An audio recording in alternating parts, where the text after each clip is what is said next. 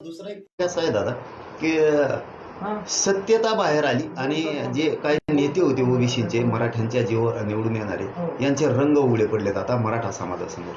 त्याच्यात आणखीन एक दुसरा फरक असा आहे की महाराष्ट्रातल्या मराठा समाजाला मुद्दामून सांगतो आणि मराठ्यांच्या नेत्याला पण विशेष करून सांगतो, सगळ्या पक्षातले ओबीसी नेते हे मराठा समाजाला आरक्षण मिळू नये जे कायदेशीर येते म्हणजे घटनेत एक कायद्यानं दिलेलं आरक्षण कायद्यात बसतंय ते आरक्षण सरकारी नोंदी आहेत त्या आणि असे एक कुठलेत की मराठ्यांच्या जास्त करून नेत्यांना हे सांगतो की ते मताचा विचार नाही करायला लागले, ते आरक्षणाचा विचार करायला लागले आणि मराठ्यांचे नेते मताचा विचार करायला लागलेत, आरक्षणाचा विचार नाही करायला लागले. ह्यो फरक आहे त्यांच्यात आणि आमच्या मराठ्यांच्या नेत्यात. आरक्षण विषय इतका मोठा आहे त्यांच्यासाठी की मतं आणि निवडून येणं हे त्यांच्यासाठी मोठं नाही आहे. हीच समजदारीची भूमिका सगळ्या पक्षातल्या मराठ्यांच्या नेत्यांना घेणं खूप गरजेचं आहे. आरक्षण हे किती मोठं आहे यावरून लक्षात येत आहे. बघा आता भाजपामधले ओबीसीचे सगळे नेते आमदार मंत्री एकत्र झाले. त्याच्यानंतर अजितदादा पवार गटातले राष्ट्रवादीचे सुद्धा ओबीसीचे नेते सगळे एकत्र झाले.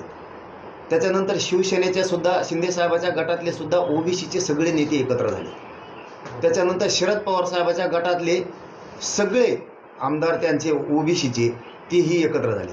विरोधी पक्षातले असणारे विरोधी पक्ष नेते आणि काँग्रेसचे ओबीसीचे नेते सुद्धा एकत्र झाले. म्हणजे पक्षच न राहिला खाली की ते मी काल याच्यावर थोडंसं अंदाजा लावून बघितला की कोणी पक्षाला मोजायलाच तयार नाही.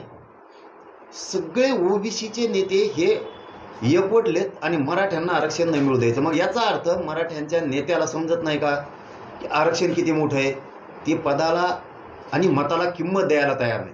तुम्ही का रे बाबा मताला आणि निवडून यासाठी किंमत द्यायला लागले?